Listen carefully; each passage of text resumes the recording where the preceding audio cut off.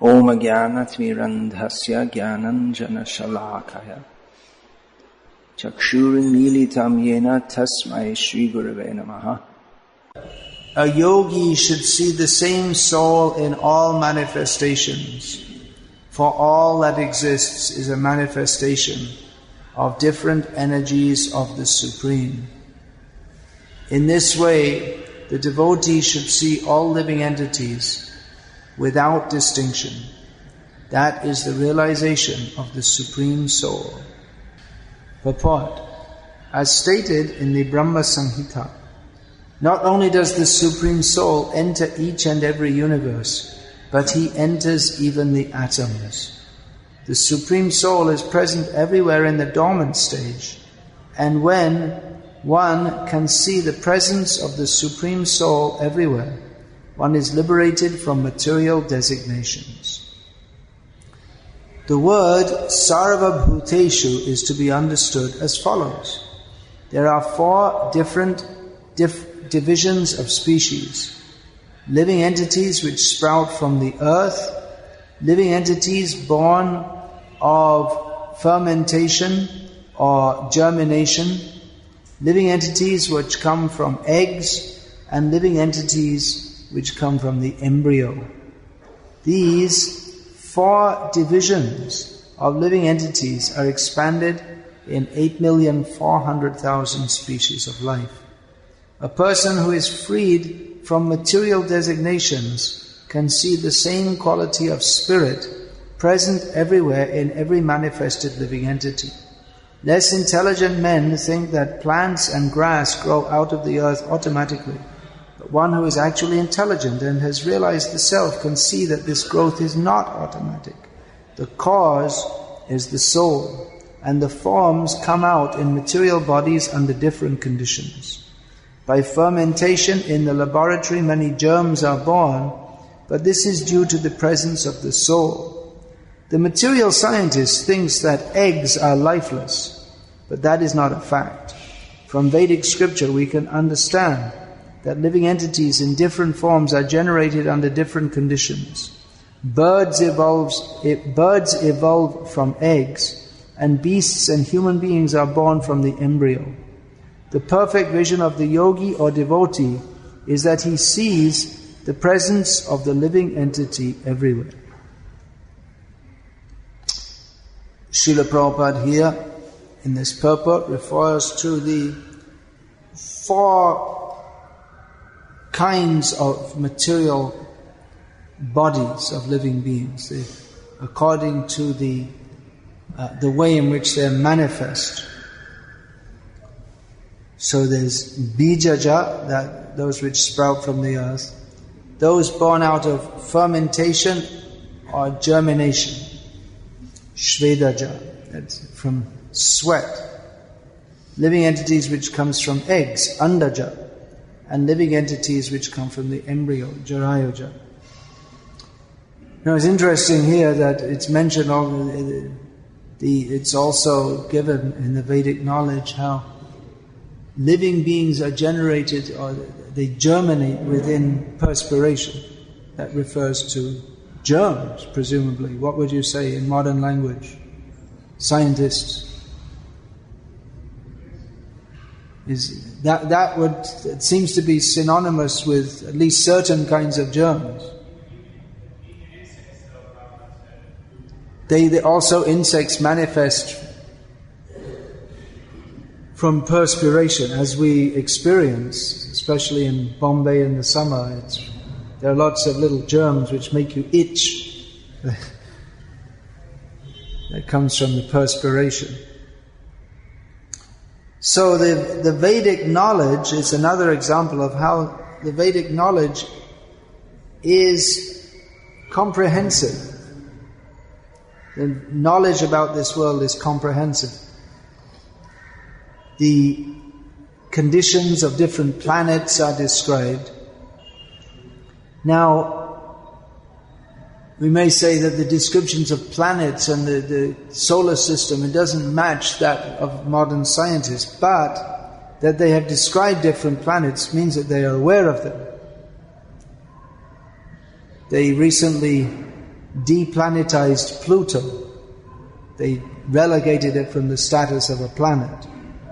But it never, they might have thought that we discovered another planet which the ancients didn't know about. Our telescopes have gone further. But the Vedic knowledge never included what they called Pluto as a planet. Now they assigned a number to it now, it just became a number or what? Or it remains Pluto. Any idea? Because there's so many of these asteroids or whatever, lumps floating around in space. There's so many of them, they just give numbers to them. So anyway, the point I'm making is that the Vedic knowledge, it's comprehensive. And although Vedic cosmology doesn't seem to fit with that example, getting back to that, doesn't seem to fit with modern cosmology, the fact that they had a system of astronomy by which they could predict the movements of the planets, the sunrise, the sunset in different places and different times in advance, it means that their system of astronomy worked. So it can't be, minimally we should conclude that it can't be all wrong. So anyway, the Vedic knowledge is comprehensive. It gives scientific knowledge, knowledge of the microcosm down to the paramanu. Time is calculated by the movement of one atom over another. They had the word paramanu, which literally means the most small. Calculation of time based upon from the very smallest or the unit of time, the time that it takes one atom to pass another. So microcosmically, macrocosmically, but the knowledge of how to organize social system, human nature, but the ultimate purpose of this knowledge is being described here in Srimad Bhagavatam. Comprehensive knowledge of the material world with the ultimately to come to the understanding that everything here is of no ultimate value. Seeing everything in relationship to Vasudeva. Vasudeva means Vishnu, all-pervading, he who resides everywhere. Vasudeva Sarvam, one who sees like this, that Vasudeva, he is all in all. His knowledge is perfect and complete. Bahunam janmanam ante jnanavan mam prapadyate Vasudeva Sarvam iti sarmahatma sudurlabha. Person of knowledge, after many lifetimes of cultivating knowledge, can come to the conclusion that Vasudeva is all in all. Now it's interesting here also that in this verse, Bahunam janmanam ante jnanavan mam prapadyate. Jnanavan refers to one who is cultivating the path of spiritual knowledge. Generally the Jnana refers to those who cultivate the path of spiritual knowledge with the preconception that the ultimate is impersonal. And after many lifetimes of that, they may come to the conclusion that Vasudeva is all in all and thus surrender to him. But samahatma sudurlabha, such a Mahatma is rare. Because what usually happens is by cultivating knowledge of spirit in a vague way and neglecting to worship the Supreme Spirit, then what happens to them is Ye ravindaksha vimuktamaninas tvayasta bhavad avishuddha buddhayaha aruhya kritrena Parang padang tata patantyadho anadrita yushmada angrayaha. By neglecting to worship the lotus feet of Krishna, even though by great endeavor, with great difficulty, klesho dhikataraste sham avyakta sakta chetasam avyaktahi gatir dukam dehavadhiravakate. As Lord Krishna specifies in Bhagavad-gita, those who are on the path of trying to understand the ultimate as avyakta, as unmanifest, their path is very troublesome. So the result of following this troublesome path is that they get liberation from material existence. They go to Parampad, to the supreme abode, but they don't enter there. They remain in the haze. They remain in the Brahma Jyoti, from which they fall because of neglecting to worship the lotus feet of Krishna. So this is the Jnana Marg. One cultivates knowledge, but without knowledge of Krishna, it is Shriyashriting Bhakti Udasyate Vipho Klishyanti Ye Kevala Bodha Labdhaye. That persons attain a certain kind of knowledge, and they think this is it, this is the topmost. But their cultivation of knowledge is like husking husked rice. The rice, actually. You get the stalks, you don't know because you live in Bombay. Maybe if you're from the village, you've seen. They get the rice and then they tie it together and beat it like this, and then out of the husk comes the grain. So after it comes out, it still looks the same. But it's not the same because the grain has come out. So if you think, well, okay, let's try again, and again beat it. So you can go on threshing, but nothing will come out. It's an example which is given of a useless endeavor. So that is the Jnana Marg. Here, Jnana means to cultivate spiritual knowledge. That was the purpose of the Vedic culture. There's so much knowledge of the material world, but the Jnana Marg doesn't mean to cultivate material knowledge. There are two kinds of vidya mentioned in the Vedas. Para-vidya and apara-vidya. Both are described in the Vedic literature.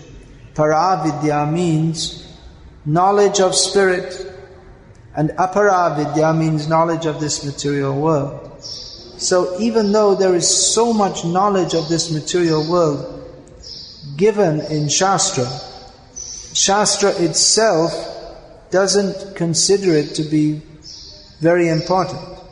And in the Vedic culture, the knowledge of this material world is not given very high emphasis, because they know that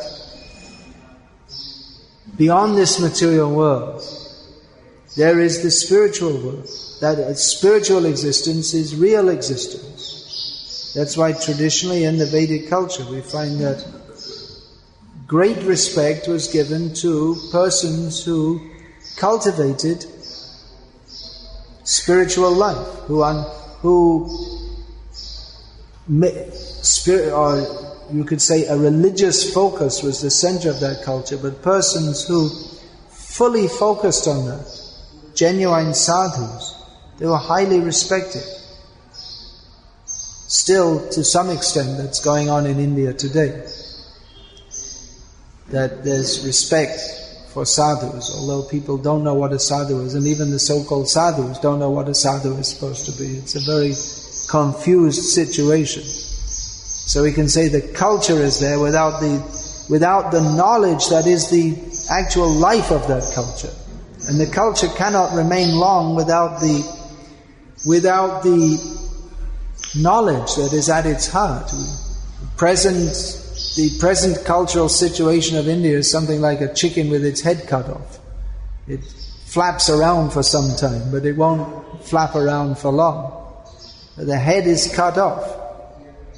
That again, the example is given in Shastra of the head of society, figuratively, the head means the physical head, in the example, as the Brahmanas.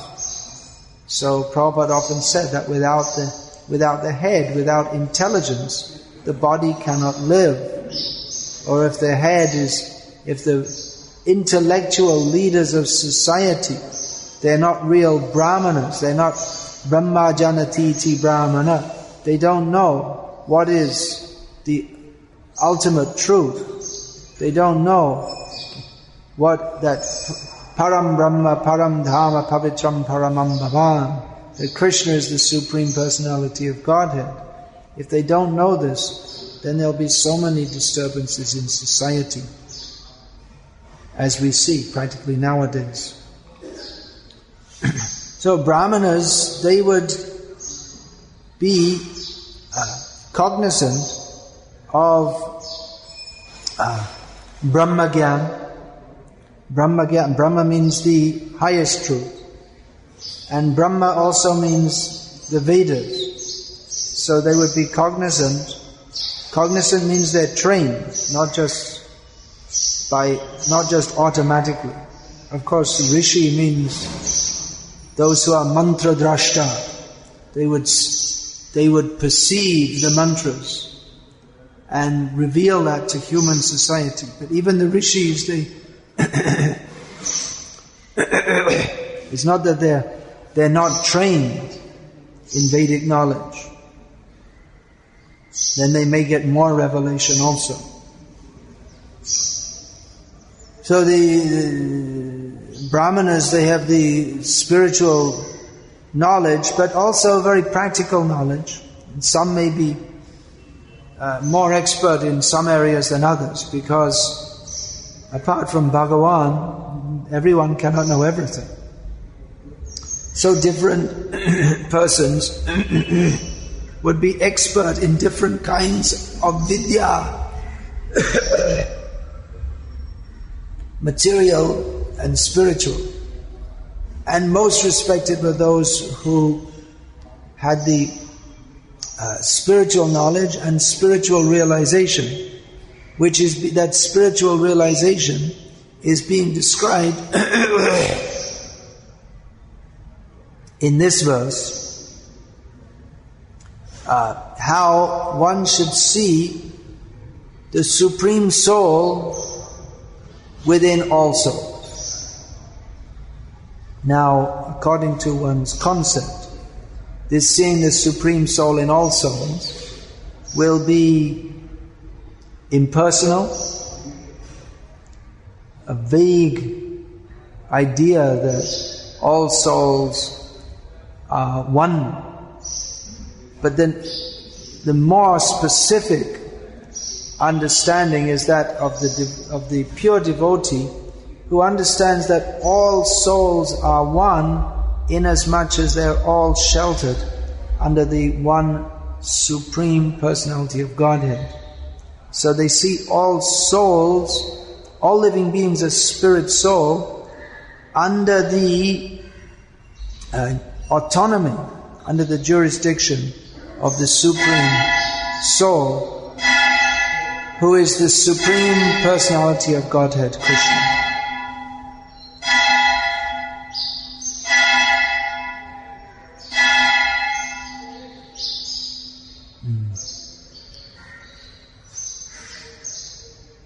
What is that verse? The symptom of the pure devotee. Sarva bhuteshu bhuta. What is that? Esha bhagavato uttama. Sarva bhuteshu ya pashed.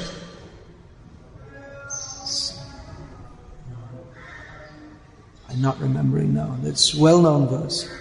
Who can say that from the 11th canto? Sarva bhuteshu ya pashed. Bhagavad bhavam atmani. Bhuteshu bhagavati atmana. Sa esha bhagavatotama. The topmost devotee sees all living beings as part and parcel of the Supreme Personality of Godhead. So he sees Yomam pashati sarvam chamai pashati tasyaham na pranashami Sachame na pranashyati. Early morning. Has to be an excuse.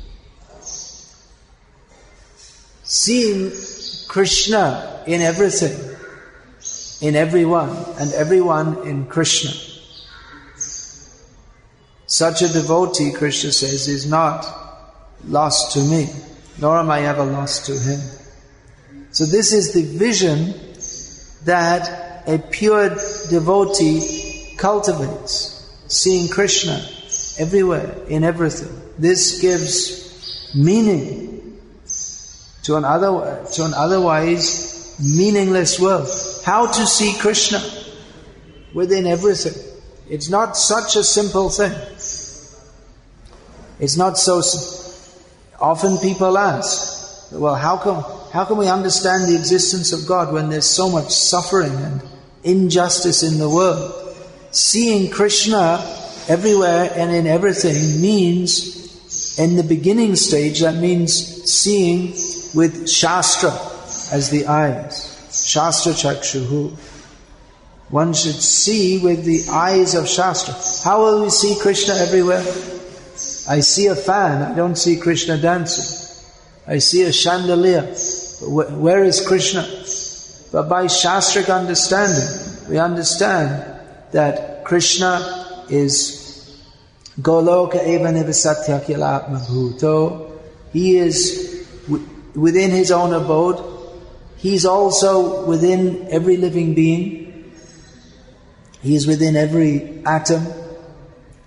Krishna is within everything, and the sufferings of the living beings are brought about by their own activities. Parusha sukha dukhanam bhoktridve hetu ruchyate.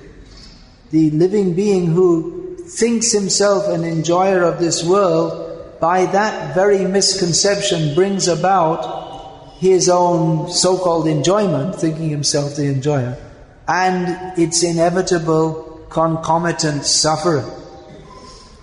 This understanding has to be cultivated, that one can see Krishna in everything. Just like Prabhupada said that when he was in Calcutta during the war in 1942, there was bombing, Japanese bombing. And so most of the city was evacuated. Calcutta became empty, except for some persons who had to stay for some reason or other. So Prabhupada said, I had to stay for some business, whatever. So the bombs were coming, and Prabhupada thought, well, this is Krishna in another form. So that's also Krishna. That's advancement. If you think that now someone is coming to kill me, or some bomb is coming to kill me, you can say, well, that's Krishna's wish, if one can say like that. That's advanced. Otherwise, something bad happens to us, and we want to blame it on someone else. But someone who's advanced in knowledge, who's got Shastric knowledge, they say, well, someone came up to me and for no reason slapped me in the face. And a spiritually advanced person thinks that, well, I must have slapped someone in the face, I must have slapped them in the face previously, in a previous life. So thank you very much. Now you freed me from that karmic debt. That requires a lot of advancement, because we're all attached in this material world. If someone steals from us, we're attached and we become distressed. But an advanced person thinks that, well, anyway, it didn't belong to me, and I must have performed that sin in a previous life, so now I'm getting the reaction. Of course, a devotee, his outlook may be a little different. Sometimes people are surprised. Why devotees, they're so busy collecting money and spending money and but an actual devotee may do so, but with attachment to Krishna. There was an incident, Srila Bhaktisiddhanta Saraswati Thakur. He had lectured in the morning on detachment. Then after his lecture, he went up to his room and was writing. In those days, writing meant you got your pen and you dipped it in the ink and you'd write a few words and then again you'd dip it in the ink.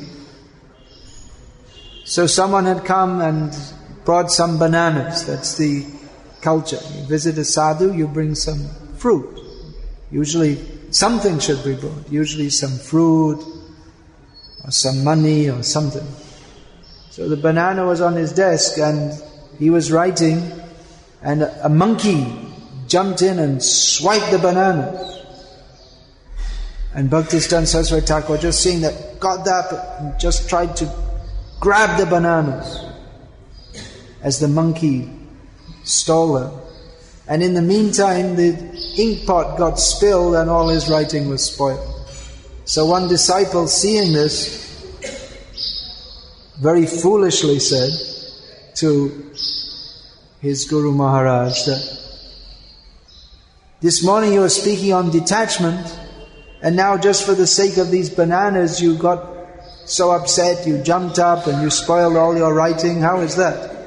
He said, those bananas were meant for the service of Radharani. That's why. He's not thinking, my bananas, I want to enjoy them. So if one actually has this understanding, then he may appear to be very attached, but his attachment is to Krishna. That's why we see Srila Prabhupada, for the sake of serving Krishna, he made so many big opulent temples like this one.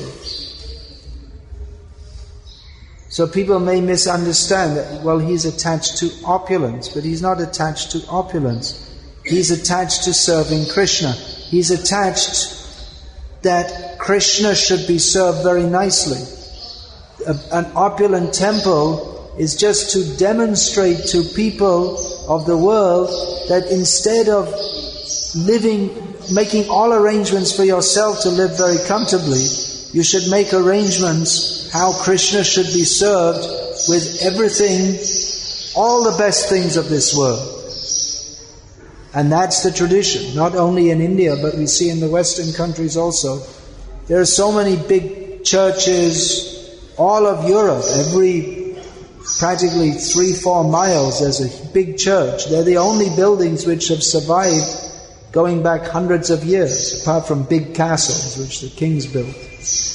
That means that the people themselves were living simply because their buildings didn't last. They didn't build very solid buildings for themselves.